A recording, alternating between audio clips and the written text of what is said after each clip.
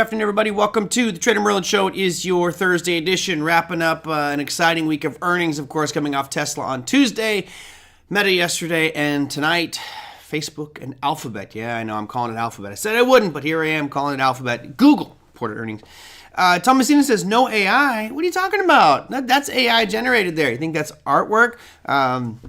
It's funny because it's the CEO of Google on the left and obviously Bill Gates on the right-hand side, who is no longer the CEO or president of Microsoft, but he's just, I don't know, he still is always going to be the guy tied to it for me.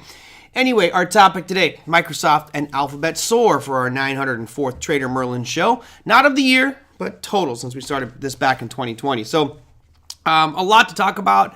I overslept today. I was up late last night and did not get a chance to be there in the morning. So unfortunately, I did not pull the trigger on any of the Meta stock stuff I wanted to do. I mean, it seemed like a pretty obvious bounce off that 400 mark. I know some of you picked up some of that in the after-hour session. So congrats on that one. Hopefully, you were rewarded handsomely today. So we'll look at Meta. We'll look at Boeing, which is another one. I actually was looking at selling some puts on Boeing, but did not get the premium that I wanted, so I kind of forgo that. But let's start with our topic du jour, and of course, I will dive into whatever questions you have for me. Greetings, Indigo Clover from Seattle. Good to see you.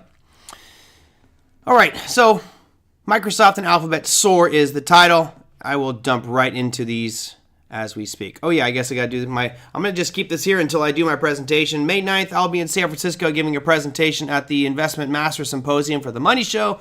My topic will be filtering chaos, how to choose the right cryptocurrencies and digital asset investments. Oh man, out of the millions to choose from, there's only a handful of good ones, I think. Anyway, let's go and keep rolling on here. Today's market highlights. First one here is Microsoft. Yes, all of the graphics are created using AI. So, Thomasina, don't worry. I'm no artist. I'm using all AI for this one. As you can see on the right-hand margin there, you know what's coming up. I'll be talking about Microsoft's earnings, Google's earnings, or Alphabet, GDP. I'll talk about the Rubrik IPO, which is a question I got last night, and then I'll go into some viewer questions, and then whatever you guys want to talk about. So let's move on to Microsoft's earnings. The earnings were pretty good. I will bring up the chart here of MSFT, and you can see that the chart of Microsoft for the day wasn't great, right? That whole Meta thing dragged everything down. It looked like an ugly day to start, and it just started clawing its way back. Now, it ultimately was down when it closed today at 2.45%, which obviously is not good. However, if you look at where it was, at one point today, Microsoft was down 5.26%. And I think predominantly that is the whole Meta thing. Also, maybe the GDP reading, which we'll get to here in just a second. From there, it really started to rally, closing near its high of the day, but still down on the session, again, 2.4%. So what happened in the after hours? Take a peek at your after hours session here. I'll put this on a 5-minute. Boom. We had that monster spike right as it happened. Went from about $3.99 to a high price of $423. So call it a $24 swing in a very short window of time, in just a few minutes. Now, it's trickling back down a little bit now, but still up 4.5% after hours. Again, this is the most significant component of our market. Whether you love Microsoft or hate it, you can't ignore the fact that it has a huge impact on the NASDAQ and the S&P. It's the biggest weighting on those indexes. So this thing's going to be up 4.5%. It does not mean that the S&P or the NASDAQ will be up 4.5%.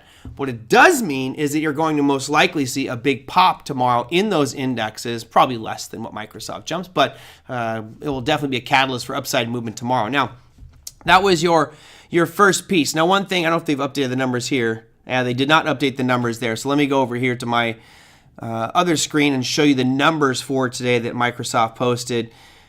First off, they came out at $2.94 per share. They were expecting $2.82. So we're seeing a lot of beating of earnings, which obviously is a good thing from an economic growth perspective. I'll explain here in a second why it's not exactly great, but you can see $2.94 versus $2.82. That's very good on their earnings, and their revenue was 161. Getting a little ahead of myself today. 61.86 billion versus 60.80 billion. So they beat on earnings, they beat on revenue, much like Meta did yesterday. There was a lot of talk about the amount of investments for AI. Now, Zuckerberg tried to calm investors yesterday by talking about the AI investments and how much he's going to put in, and saying we're not going to show any profit for that for years, and that could be billions of dollars that they're putting into AI. Investors didn't like that. I think Microsoft is not putting as much into it, maybe doing more internal development and products on their own, which I think may have saved them a little bit with regards to that big downside move.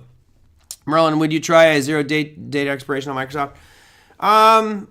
I personally wouldn't. You could. I'm not really a huge fan of doing just intraday trades anymore. I like to let things have a little bit of flexibility and time to pan out, but you certainly could. I'm nothing personally against them. I just don't do it. I'm doing so many other things during the day. I can't really focus like I want to, and that may change in the near future. I may just go back to trading full time. We'll see.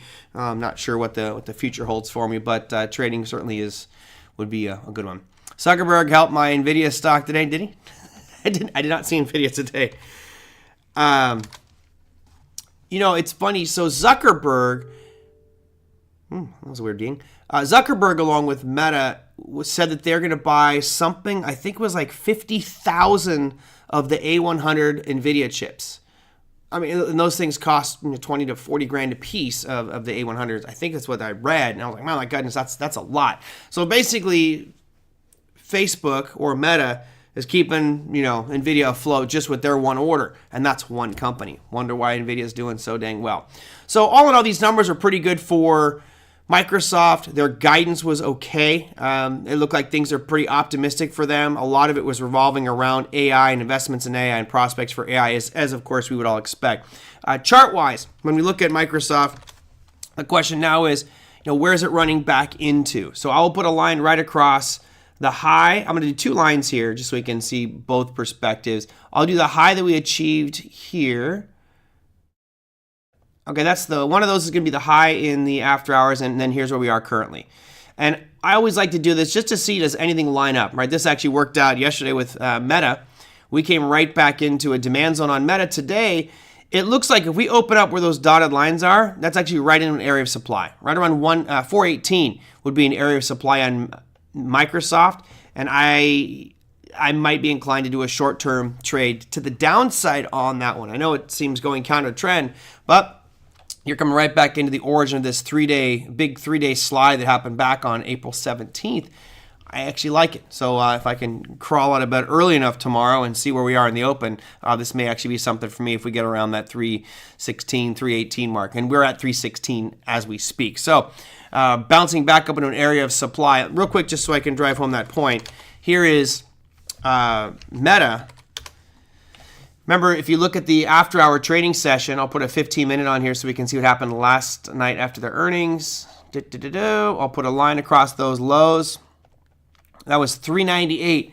And it's funny because as we were bouncing right around 430, I was saying, it might not be a bad idea if you can to get in there in the morning and sell some puts around that 400 mark as it closed the gap. And sure enough, it did close that gap and been ripping up from that ever since. I mean, we hit 398 was the low of this one in the after-hour session, and now it's at 441. That's a pretty significant jump up. You're talking over 10% swing from those lows in the after hour to now. So I do think origins of gaps and these unfilled windows of price act as supply and demand zones for price. And unfortunately, I didn't get to pull the trigger on that one this morning. Oh well, it is. I know some of you got it. You think Big Eb says 416 on Microsoft? I think you're right. We're at 416 right now, so we'll see where we open up. Remember, last night Meta also was down at 400, but it didn't open up at 400. It opened up significantly higher than that, which was outside of, when I got to it, it was outside of my range to buy into. So there's your Microsoft view. All in all, things look pretty darn good. You've been on that gigantic uptrend, albeit we've just broken, in my opinion, that downtrend based off today's candle, but nothing like a little bear trap to sucker you into getting short. And we'll have to wait and see what pans out for tomorrow. But I'll be looking potentially at that 416 to 420 mark, 416 to 418 mark on Microsoft as potential short for tomorrow. That leads us into our second celebratory company. I don't know if this is actual Google. This was drawn by my AI program, so love that. This is Alphabet's earnings. They reported today. What were their numbers like? Well, Alphabet came out at $1.89 per share versus $1.53 expectations, so great beat on earnings there. They also came out at 67.59 billion in revenue versus 66.07. So they are up $1.52 billion more than expected. Hard to beat that. That is a pretty happy beat there on that one. It's interesting because these are revised earnings numbers. These are revised earnings numbers as well, so make sure we've got those there. Now let's go look at the charts for Google. Here is your GOOG for today.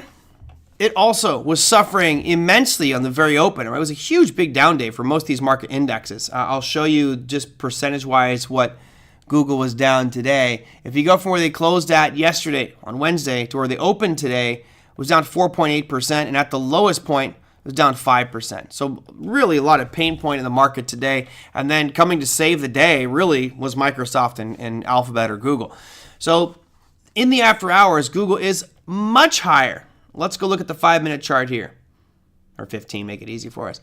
There's your after-hours session showing you the popcorn trades of the day. So I guess I should put this graphic on here just to have my consistency of my show, right? Gotta have the consistency in there. That's your popcorn trade of the day. Really is. Oops, that's not John Roland. Is the Google chart and what happened there. Now I'll go to from where we closed to where we opened up at, just to give you the idea of what that peak surge was.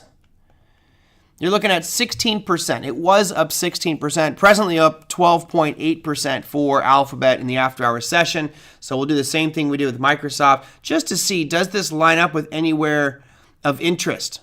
I'll put a line right across the top there, and let's go back out to the daily and see where we sit. All right, notice it's off the screen. So there's nothing here. We are in uncharted territories, all-time highs for Google. I'll put this out to a monthly so you guys can see we are just nowhere near. Look at that gap on this monthly chart. We are absolutely vaulting higher for Google in the after-hours session. And this is one you guys might remember all of the hoopla that the industry was giving it about, it's got racist AI. You guys might remember that one. That was interesting to me. What I've noticed, at least over the past, I would say 3 years, this has happened multiple times. You had it with Anheuser-Busch. You had it with Target. There was also issues with Facebook, with Meta, and with Google. And all four of those have shrugged off that bad, I'm not going to support those companies anymore. Damn those companies. They're spying on me if I'm Facebook. They're racist if they're Google. They're, sexist and, too far to one side if they're Target or Anheuser-Busch with their transgender advertising. Those were things that were headline news, and people were like, I'll never use these services again. And let's look at the charts of all of them, shall we? Here is Google, which we'll go back to the daily here so we can see when it actually had that big AI sell-off. Or not AI, they're big. Right here was when they were in that big, our AI was drawing, black German war soldiers and making Elon Musk black. It was just weird the way it was working out. So this is that initial sell-off, and from that point, you're watching a phenomenal run in Google. Now, I don't remember when Meta had their issue, but I remember there were a lot of people trying to get away from Meta, and it tanked. I want to say it was back here in 2023, where it had a pretty decent sell-off and has been screaming ever since. We could look at Anheuser-Busch. So there is the initial, I'm not touching Anheuser-Busch. Oh, great, it's the worst thing ever. I'm not going to buy another beer. It went from those lows of $53 to highs of $63. So not as significant as we saw with Meta and other companies, but all in all, not bad. And then TGT, you guys can see this is that whole transgender advertisement thing and tuck underwear. I don't even know all the weirdness that was going on with that one, but they were down around 106.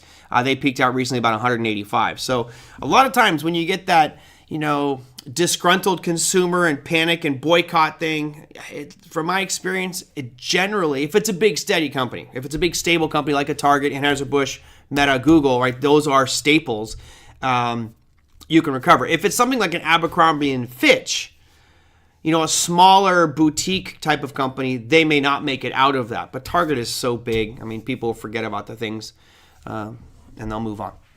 Okay, so where was I? We went through Alphabet's earnings, we went through Microsoft's earnings, and now I will continue on to our GDP numbers, which you guys may have seen. This was really not a good-looking number that came out today. Let me bring that up here. Hold on. I want to bring up the chart for it, and I don't have it ready, as I should have. So here is your GDP data for today. Now, there actually were two pieces of I love Target shopping bag. I like shopping at Target too. I mean, I like wandering through there. I always randomly find just garbage I didn't need. It's invariable. I'm gonna look and go, oh, I really didn't need this, but you know what? I'll pick it up. Yeah, I'm a victim of Target's clever marketing. Although I did not buy the tuck underwear. Just so you know, just want to make that clear. I didn't buy the tuck undies. All right, so here's your two pieces that came out today that were really important. I'm going to start with the good news. Even though the slide said GDP, let's talk about this one here, which is pending home sales. This is a good sign. Expectations were we were going to drop from 1.6% gain our previous month to only a 0.3% gain, meaning the expectation was that these rising mortgage rates were going to put a crimp on pending home sales. Well, actually, it turned out to be the contrary. We almost doubled the number of pending home sales in percentages. We went from 1.6 all the way up to 3.4%. So to me, this is a really good number. Now we can look here, and again, it usually hovers slightly above and below zero, but it's great to see this pending home sale number above 3.4%. That's a sign of economic growth and robustness. That was your first piece of data. However, not the important one. The important one was this GDP number. Now, if you follow the Monday Morning Must-Knows that I did, I talked about this being a major driver, and the expectations were we were going to drop to 2.5% year over year. This is an annualized number. What we actually came out at was 1.6.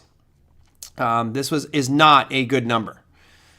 Not at all. 1.6% is lower than historical averages. We can see that the 3-month window for this, let me zoom in here just a hair. The last 3 months have been dropping lower and lower and lower on GDP. This is not necessarily good. Now, of course, if we're looking for that stagflation or recession indicator, it's 2 consecutive months. It's just one of the measurements, but 2 consecutive months of negative GDP. We're not there. Have we had it before? Yeah, sure. We had 2 consecutive months back to back in April and July, these are quarterly, I'm sorry, April and July of 2022. We had them back to back in 2020, of course, because of COVID. We had 4 months in a row of negative GDP back in 2008. So we've had this several times before, which doesn't necessarily mean it's the end, but it'll be interesting to see what happens over the next few months. The concern was that this might be as a result of inflation, that we're seeing prices start to move back up. Consumer spending was good on this number, but GDP not posting a good number, which, of course, adds to this component right now. And if you look at what the Federal Reserve has to think about, they're lining up all the positive and negative factors. So pending home sales is one of those that would be an argument that they don't need to raise rates, keep rates right where they're at, because things are looking robust. Could they? Yes, they might have a little room to move up. If you look at the GDP number, which is much more significant in the eyes of the Fed than the pending home sales, if you're seeing economic growth, you might want to start to stimulate that growth a little bit. And that could lead to a rate cut. So for those in the camp of, hey, rate cuts, this is good ammunition for you. Now, tomorrow's announcement is, of course, the most significant one. Core PCE price index numbers come out tomorrow, an hour before market opens, which means tomorrow's going to be one hell of a day. You've got the double whammy of Google or Alphabet and Microsoft, both with really good earnings and most likely gapping this market up. Before the market opens, though, you've got this core PCE price index number. I'll tell you that if it's a fight, if there's a battle between Microsoft and Google teaming up against inflation and the core PCE price index is far more important because that leads to the decision by the Fed. So while right now it looks great for Friday's session, it looks like we're going to get a gap up tomorrow. All things being equal, if we did not have inflation data tomorrow, I'd say the market's going to rally tomorrow pretty good. However, if that core PCE number price index comes out lower than expected and we start to see inflation under control, more of a rally. If it comes higher, I believe right now the expectation is 0.3%. If it comes out higher than 0.3, then I would expect that market to sell off fairly aggressively, even with the Google Microsoft highs. So we'll keep tomorrow I smell cooking the books. Oliver says, might be. Pepe says, confusing opening tomorrow. Yeah, it's going to be very confusing. Well, I don't think the opening will be confusing because remember, by the time the market opens, we'll already know what happened with Microsoft and Google. And you'll already know those core PCE price index numbers, right? It's that 1 hour window before the market's open that's really going to be nuts. Personally, I think probably the easiest thing for you to do, the safest thing for you to do, is not trade that open tomorrow. I think there's just too much on the plate, and you could see massive whipsaws. You could get your popcorn trade of the day where it looks like that right as the market opens, unless you're very quick with your keys and your execution, and that can crush your account. So be really careful with that one tomorrow. Let's see what I got. Target shopping carts are 1,000% better than Walmart. Yeah, they are. All just one giant piece of foreign plastic. Pretty good. More bad GDP numbers could mean stagflation. Correct, Big Ev, and that's kind of what I was leading to. It could lead to it, right? It's not there yet, but if that trend does continue, the next couple quarters will be the big determination there. If we start to get below zero, you'll hear on the headlines again, hey, stagflation or recession because GDP is negative, right? The easiest thing is once you get 2 consecutive quarters, you label it recession. If GDP continues to drift down, inflation goes higher, and we see unemployment surge, now it's stagflation. And you guys might remember when Bill Addis was on the program, he was saying that's the scariest scenario for him. He goes, stagflation would be the worst thing that could happen in these markets. And I tend to agree with him. I think that would be a really bad thing. But we're not there yet. It's not a doom and gloom thing, guys. It's just watching that data and saying GDP was disappointing, and I still think inflation is going higher. I'll show you why with the crude oil chart here in just a second. And the 10-year, by the way. All right, what else do I got? Rubrik IPO. So Microsoft, as you know, invested heavily, or you may not know, invested fairly heavily in an IPO startup called Rubrik, RBRK, which did an IPO today on the NYSE. Yay! You want to see their exciting price action? There it is. That's why I hate IPOs. One line. We can go and drop this into a 5 minutes so you can see better what it did today. But there's your Rubrik IPO. I believe they're supposed to IPO at $38. They opened up slightly higher than that. Someone asked, what are my thoughts on Rubrik? And I don't know. I think that I'm a little bit jaded here. And here's the reason why I'm jaded. You guys will love this. Back in 98, 99, there was a company called Exodus Communications. And Exodus was a cybersecurity. They were like the OG cybersecurity firm. They were going to set up all these data farms. They were going to police the internet and make sure it's safe. And I was like, yeah, we're going to need that. So I bought into Exodus Community. EXDS was the ticker symbol. Bill Clinton at the time, who was the president of the United States, said, this is a national treasure. It's a very important part of our infrastructure as we grow out this internet thing. I was like, well, yeah, boom, boom, boom, bought it. Well, they had so much debt, they ultimately went bankrupt. Now, I still am a believer that there needs to be a security force, or at least companies to have an outlet to go find somebody who can police their systems better than they can.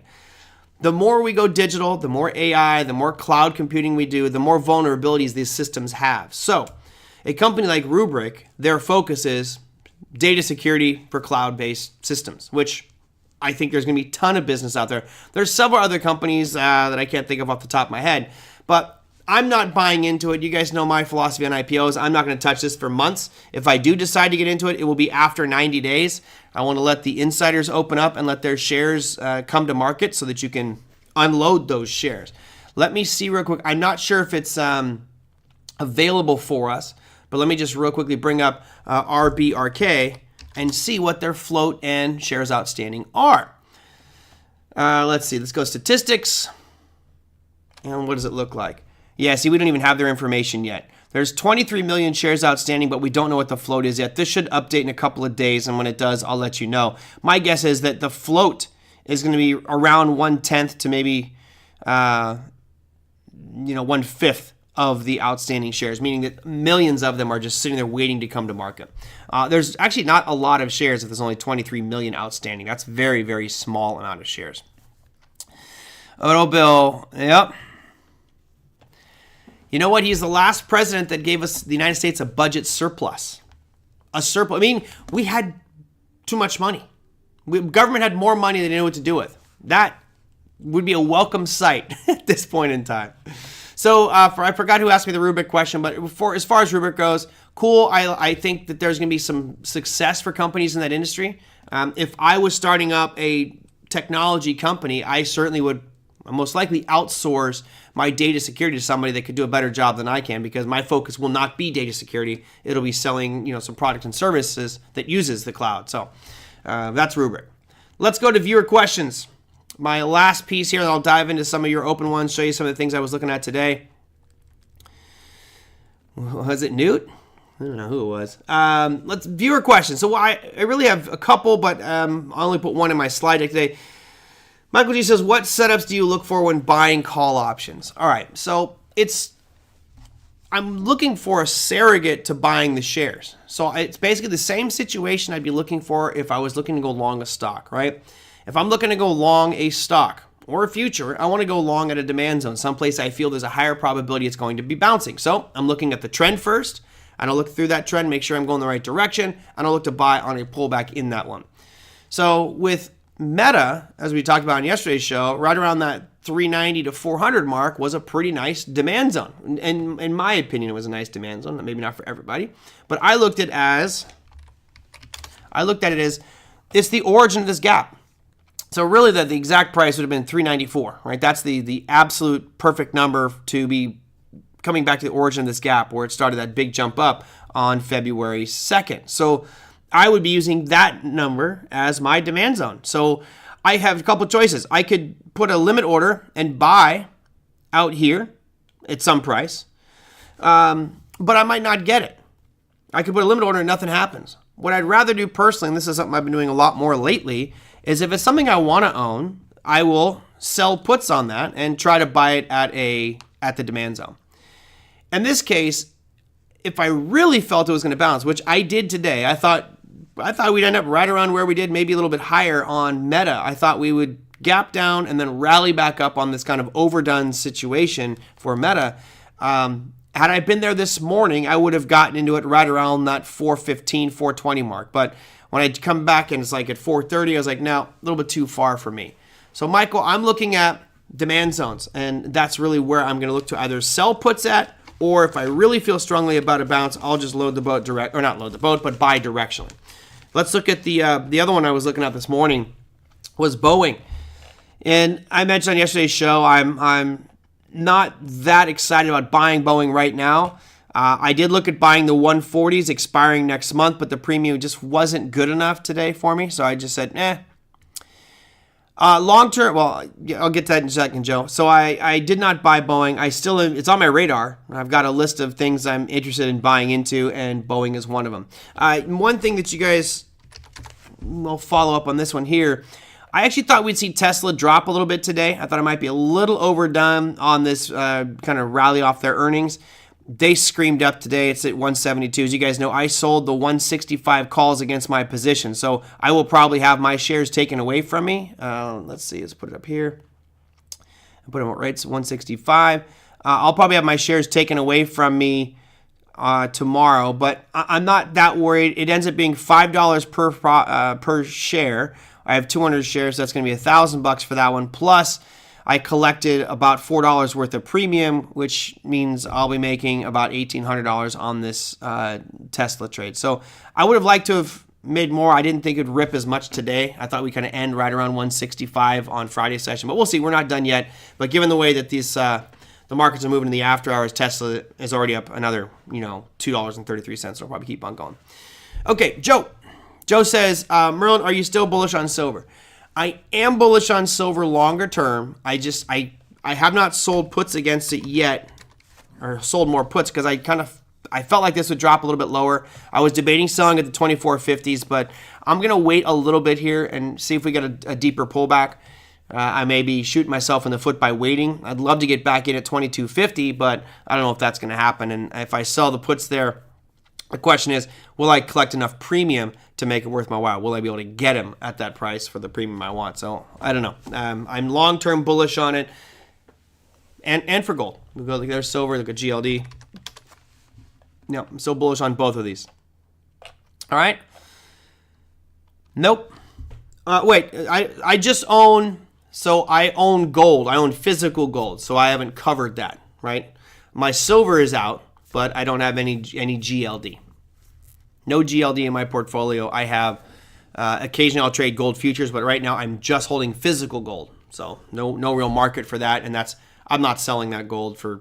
I'll probably die with it, and someone's going to inherit those gold coins from me. All right. Let's see. Well, amateur traders don't follow CPI, and they follow more individual. Yep, they do. Very, very true. What else did you guys want me to discuss today? Oh, there was, yeah, I'm not going to get a chance to get to it, Mike. I was so busy I didn't get to your Tesla doubles and triple longs. I've been wanting to do a show where I actually break apart something like SPY and I show you the doubles, the singles, the triples, the inverses, and show you at any point in time, unless you're right on an aggressive directional play with a leverage ETF, it's not worth your time or money. You'll probably end up losing your money on that one. What else do I have? For the trades, what have I discussed with you guys? Oh, my Rivian. Rivian was down a bit today. I'm all right with that. I sold the 1150 calls on it. 1150? 1050. Yeah, so I'm long 1,000 at 9. I'm long 1,000 at 11. I sold the 1050s expiring in a couple of weeks, so I'm okay with that one. I'm not too worried about that at all. The premium was very good on those Rivian. For many of you looking at buying calls and puts, the premium for both of these guys has been really high for Rivian. And given the cheap price point, it might be something that those of you who don't have a large account can work with. Okay, let me go into what's happening on the earnings front for tomorrow. It is a quieter day. Obviously, we got the big stuff was already out of the way. You have Berkshire Hathaway reporting earnings tomorrow. You have Hershey's, and then one of John Rowland's favorites is Cheniere Energy. Wait, no. That's next week. I knew that was wrong. Let's go back to previous week. Cheniere Energy. We knew that's next Friday. There you go. It's an oil day. Thought I had something wrong there. You got ExxonMobil. You got Chevron. You should have Phillips 66 down here. There's Phillips 66. And AbbVie is on your earnings plate for tomorrow. Not bad. If you are in the oil space, might be of interest to you. Of course, we can look at their top 10 markets here, top 8 markets. Here's your Russell 2000, which didn't really join the party compared to what the other indexes have done. The Russell has fallen all the way back down to that lower demand zone from January 17th, kind of in this giant range here, but down 0.68% on the day. There is one really nice piece here, which I'll show you in just a second. Dollar index, still rolling over. Again, we thought about it retesting that 105 level, which I still think it might do. Here's your gold, which you just looked at, was up 0.18%, but nothing noteworthy there. S&P, you really have this represents indecision, right? Indecision is one of those major pieces of markets where you have a big long topping tail, long bottoming tail, and you ended up right in the middle. S&P really didn't know what to do today. It was all over the place. Of course, this is the futures, and that had a lot to do with Meta and Microsoft and Google, but a lot of indecision here. Obviously, we're going to most likely have an update tomorrow off this ES and the NQ because of the two components of Microsoft and Google. NASDAQ, similar picture, right? Starting off on an incredibly weak note, rallied up during that day, and then the after hours have a nice little surge there. Of course, we're up higher in the after hours now. Thank you to those two earnings. Now, here is crude oil, which, again, I'm long-term bullish on, but it's slowly found a little bit of a base here right around $81. We talked about those 4 bottoming tails that happened between April 18th and April 23rd. That's an important sign, too, because it shows that the buyers are stepping back in, accumulating there. And then where's it headed? Well, 86 seems like a logical target for me, and we're currently at 83.57, so you got about $2.43 left to make it up to that $86. So plenty of opportunity there for crude oil. But the most exciting piece for the day was our 10-year. So we had that big rally, came right up that 1.64, 1.69 mark the other day, and now we've broken through that 4.7 mark. So this does still agree with me and my hypothesis that we're going to end up seeing this 4.938 mark. This go back to this origin, this move that happened on the 1st of November of last year. It's just been a slow move to the upside here. We used our measuring object on this ascending triangles. It achieved that one. We now broke through this high from November 13th, and now you kind of got smooth sailing to 4.938. So I think the story over the next month, maybe 2 months, will be the U.S. 10-year Treasury note. If that thing keeps on, or 10-year bond, if it keeps on moving up, which I believe it will, this will slowly start to hurt these markets. Again, cost of capital is going higher. That could be increased mortgages, increased housing costs, which will lead to greater inflation numbers. So this is what I was talking about back at the beginning of the year. I said the dollar and crude oil. Well, crude oil I said is the most important piece, but the dollar and the 10-year bond are very important for this market if my hypothesis plays out. And Big Eb, better start putting those beers on ice. I don't think you're going to get to 3.9. And for Mike, LaRusso here's here. I guess I owe you another beer. I don't see DJT falling from 38 to 18 tomorrow. I wish it would. That'd be great. That'd make me so happy. But I got pretty damn close. I still think that's one of the most aggressive calls I've ever made on this show as far as calling a, how big of a decline? A 74% decline in something in 30 days and got pretty dang close to it. That security actually fell 68% in 14 days. Almost made it. Almost made it. Yep, Big Ab. So you're saying there's a chance? Yeah. Yep, you're gonna have to. Well, you never know. Like in this one, I thought I had Mike. I thought I absolutely had him when we went back to April 16th. Like I got 10 days for this thing to drop just another $4. I thought it was a slam dunk, but we didn't. Bounced up. We'll see. But I don't think I don't think it's gonna be below $18 by tomorrow, which was our bet. So I will. I'm on the hook for another beer or two. Oh, the tough part about financial markets. You just never know.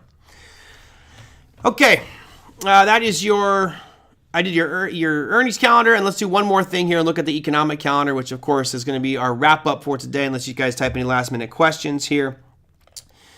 Friday, it's really all about one number, and that's going to happen 1 hour before the markets open. That is core PCE price index. Right now, they're expecting it to stay right where it's at 0.3, and it's kind of a conundrum, right? If we look at the factors that drive core PCE price index, first two obvious ones are CPI and PPI. CPI came out a bit higher than expected. PPI came out a bit lower than expected. So you're like, okay, do we meet in the middle? Is that what they're expecting here with core PCE price index? Then to see the GDP numbers decline as they are, and a lot of economists and analysts talking about the inflation components of that, it leads me to believe that we'll come out at 0.4 tomorrow. But expectations right now for the market are 0.3%. So that's pretty much it for your economic announcements. Nothing yet from Japan. That'll probably happen later tonight. Again, that's a tentative announcement for their rate. We'll see what happens there. Your most aggressive call was saying the SPY would take a dive like the second coming of Fauci flattening. Well, I said that when we hit that bottom, I thought we were going to break a new lower. I didn't think that we were going to implode and have a monster crash, but I did think we were going to break lower and have some new lows. I thought we'd have the big initial COVID drop. I expected there to be a bounce, and as that thing bounced, I went short because there was a supply level we came into, and I was anticipating that hitting that supply and getting that second leg down, but the second leg just never happened. It just ripped up from there. So I don't know if that was the most aggressive. That was the most aggressive with maybe account size that you guys have seen on this show. I think I have some bigger ones that panned out, which is great. But as far as calling for a percentage decline or gain in a certain window of time, that's the most aggressive one I think I've done for you guys. But let's see, what else do I got? What do you think will happen to Berkshire Hathaway when Buffett passes? I don't think much is going to happen. I really don't. Do you think that Warren Buffett is calling all the shots? I think Warren Buffett is literally in that every day going, buy this and buy that and buy this? I don't think so. I think there's a process in place. There's an order of operations that happens within inside Berkshire Hathaway where they'll go and analyze different companies. They do a thorough analysis on all of it. He's got a whole huge team and department that comes up and spits out a report. My assumption, and this could be a naive assumption, let me know whether at the end of this, let me know whether you guys think I'm right or I'm wrong. My assumption would be that Mr. Buffett and Munger wanted data delivered in a certain manner. I want these reports to show me X, Y, and Z. Show me those things, and then we'll make a decision on whether we're going to buy this company or not. And my assumption, again, is that process is in place. So whoever takes over that company is already working hand in hand with Warren Buffett and been working with Charlie Munger. They know the data coming in, what things to look at, and how to evaluate it from that perspective.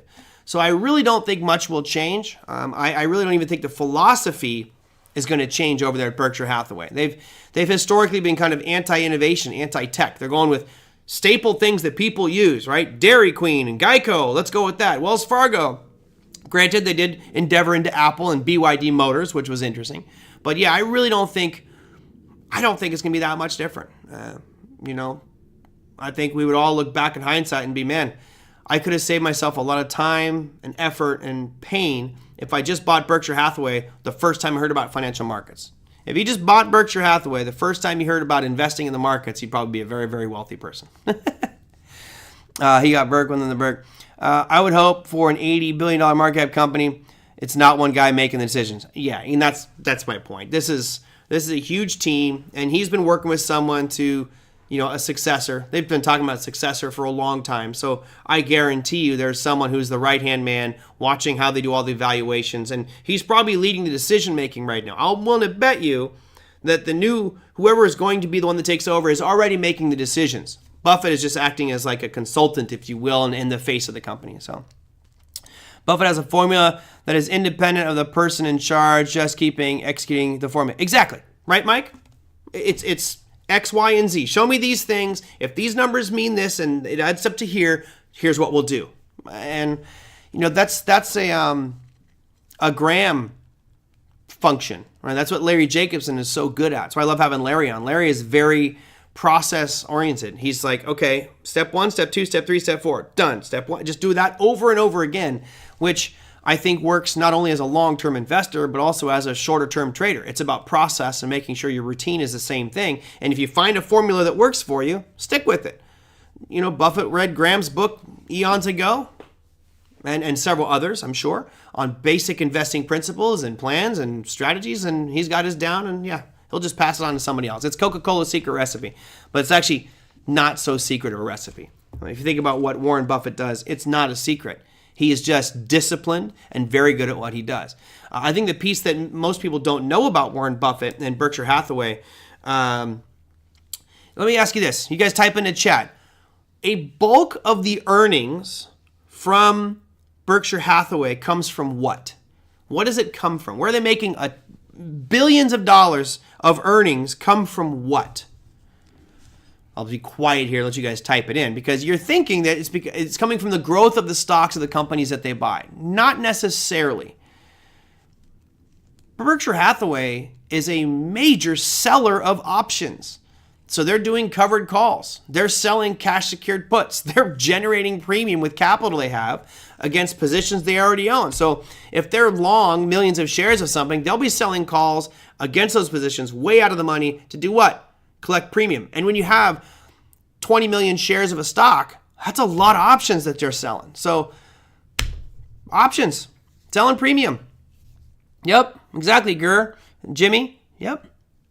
They sell puts. I believe from the numbers I saw, they're selling calls all in positions as well. But, if that formula for Berkshire Hathaway comes in, and their analyst department brings all these reports to the team, and here it is, and it says X, Y, and Z, and it says the value that you should buy this company at is $100.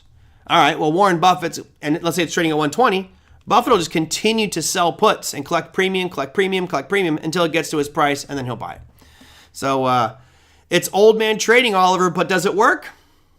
Does Buffett use Thinkorswim? I think at his level, you have like institution grade execution stuff. I mean, he's got to be doing so much. Basically, you have your own market maker. When you're that big, you'd have to be your own market maker. All right. Investing is simple. Buy cheap and sell high. See's candy. People love it. It's crazy. It's expensive stuff. I don't get why people spend that much money for See's candy. Okay, that's gonna wrap it up for me for today, guys. Tomorrow I will. I don't know what I'm going to do tomorrow. It's my first Friday with you guys in a while, so I will have a nice glass of whiskey. Got a nice fresh bottle I just purchased, so we'll take a little sip of that one for you guys on the show. If you have something you want me to discuss, email me, TraderMerlin@gmail.com, or put them down below any of the YouTube videos. That's the easiest way to get your questions into the slide decks when I have time to build them out like I did today. Obviously, tomorrow is going to be a very exciting day for everybody here. I know we got some short-term traders, some long-term traders, but really, it's all about these guys tonight and early into tomorrow morning. We'll see what that core PCE price index number is. That is going to be a monumental report tomorrow. Let's not forget he made the deal to save Bank of America. Yeah, that was one of the greatest deals ever. Not only did he get Bank of America shares at an incredibly cheap price, but he also got warrants, which allowed him to buy a colossal amount more. I mean, that might be one of his best trades ever that doesn't get talked about. Yeah, the Bank of America trade was a big one. And dividends, but I don't think that's where he's making his money now. He gets some from it, sure. He gets a lot of money from dividends, but it's the selling of options that make him a lot of money. Collect premium. They also have high margin fitness brands like Brooks Running that complements their See's Candy business. I always thought Brooks were ugly old men's shoes, but you put a pair on and if you're a runner, Brooks are good. like Hoka. All right, yeah, that's it.